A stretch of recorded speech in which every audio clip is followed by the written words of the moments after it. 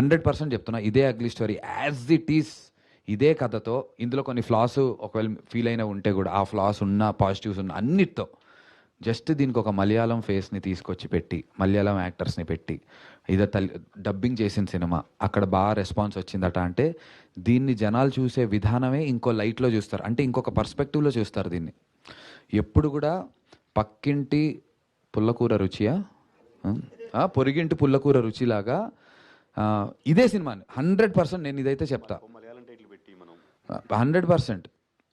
నేను ఎందుకు చెప్తున్నానంటే మనకి చాలా నచ్చిన మలయాళం తమిళ సినిమాలు ఇవన్నీ చాలా ల్యాగులు ఉంటాయి, కానీ ఆ ల్యాగుల్ని మనం ల్యాగ్లా ఫీల్ అవ్వం. మనం అంటే మీరని కాదు, జనరల్లీ మనం దాన్ని ల్యాగ్లా ఫీల్ అవ్వకుండా బా వాట్ ఏ రైటింగ్ మ్యాన్, ఒక కథలోకి డైరెక్టర్ తీసుకెళ్ళడానికి ఎంత టైం తీసుకున్నారో చూసారా అంటారు. మనం టైం తీసుకుంటే ఇక్కడ ల్యాగరా అనరా అంటారు. అది క్రిటిక్స్ రివ్యూవర్స్ మనం అని కాదు, జనరల్ నేనైనా ఫర్ ఎగ్జాంపుల్ హీరో గురక పెడుతూ ఉంటాడు, ఆ సినిమా అంతా గురక మీద, తమిళ సినిమా ఏంటి, గుడ్ నైట్ సినిమా నాకు చాలా చాలా ఇష్టం. కానీ గుడ్ నైట్ సినిమాని తెలుగులో తీసామనుకోండి యాస్టీస్గా, ఏంట్రా బాబు ఈ గురక గోలేంటి ఆడేంటో ఎందుకురా నాయన మాకు గురక వచ్చిందిరా బాబు సినిమా చూస్తుంటే గురక పెట్టి పడుకున్నా అంటాం.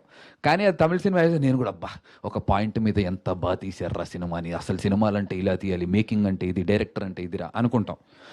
అది దట్స్ ఆల్సో బికాస్ అంటే I don't blame the audience కూడా, దట్స్ నాట్ అవర్ కల్చర్.